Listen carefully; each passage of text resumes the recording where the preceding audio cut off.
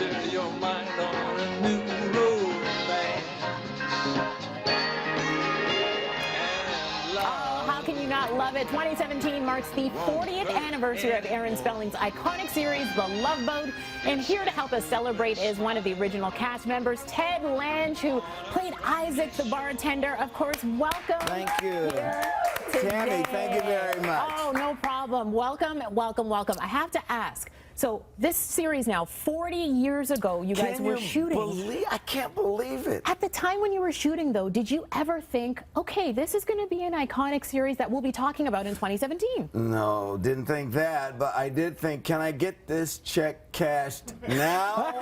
Or do I have to wait? What's the deal? Is the money in the bank? Come on, tell me. Well, no, we did. I was so fortunate because the cast loved each other. And I had done a television series where not everybody in the cast liked each other. Mm-hmm. So the great thing about The Love Boat was we all loved each other. We all protected each other. We all thought each other was funny. Mm-hmm. So we really had a wonderful time working together. Do you guys still keep in touch? Absolutely, with everyone. Yeah, really? I just shot a pilot for Jill, who's now 50 years old. Oh, can't believe the girl. Imagine? She's 50 years old, but we shot I shot a comedy pilot for her in Los Angeles. So yes, we all stay in touch. And excellent. we, you know, Bernie, I write plays. Mm-hmm. Bernie Coppell has been in my plays, and we've done them in LA and around the country.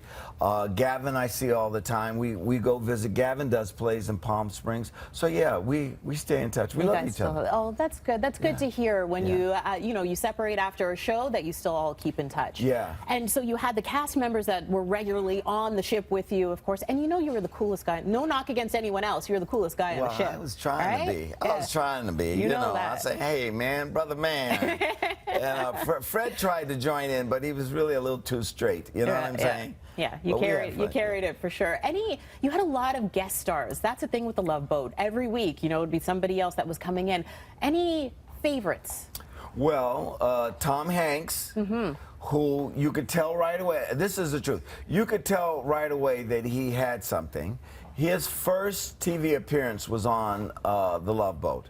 And I knew right away, along with Martin Short. I don't know if Martin Short did our show. Yeah. And I thought he was, you could, you know, certain people you could see that they were going to do something. Janet Jackson did the show. Right. And I gave her, we had a romantic interest, and I was a little bit upset because she was like 17, I was 30, and I wasn't, you know, crazy about that look. And so the producers always went after who was hot. She was hot at the time, so they said, well, don't worry. I said, but she's 17.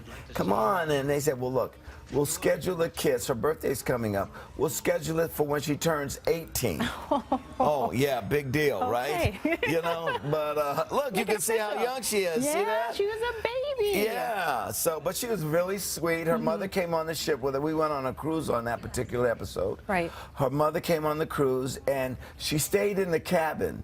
And when we would go out to sea, I would do jigsaw puzzles, and it turned out Katherine Jackson liked to do jigsaw puzzles. So I would sit in the cabin with Janet and her mother, and we'd do jigsaw puzzles, and everybody, all of the guest stars wanted to see her because she was Michael's mother. Right. But they just wanted to stare. She knew it, so she never came out of the cabin, which is kind of sad. Michael J. Fox, also another Canadian that was on when he was very young. Yes, yeah. And that was an episode I wrote.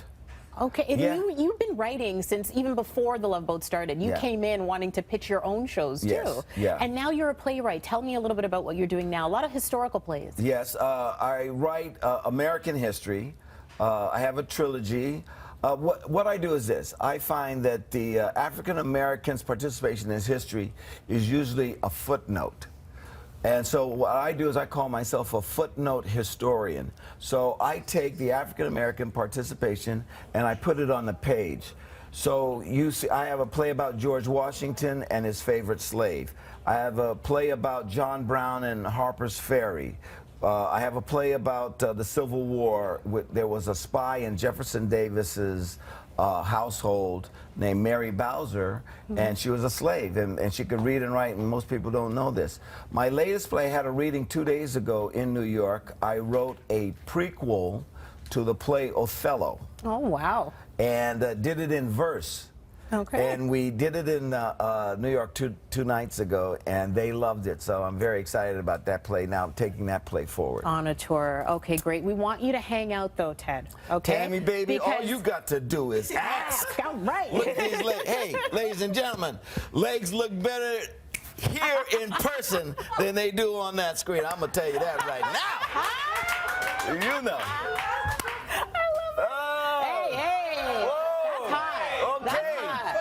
Give me a little nair and we can talk. Kevin. We're going to love to have you hang around for a few minutes. Okay, absolutely.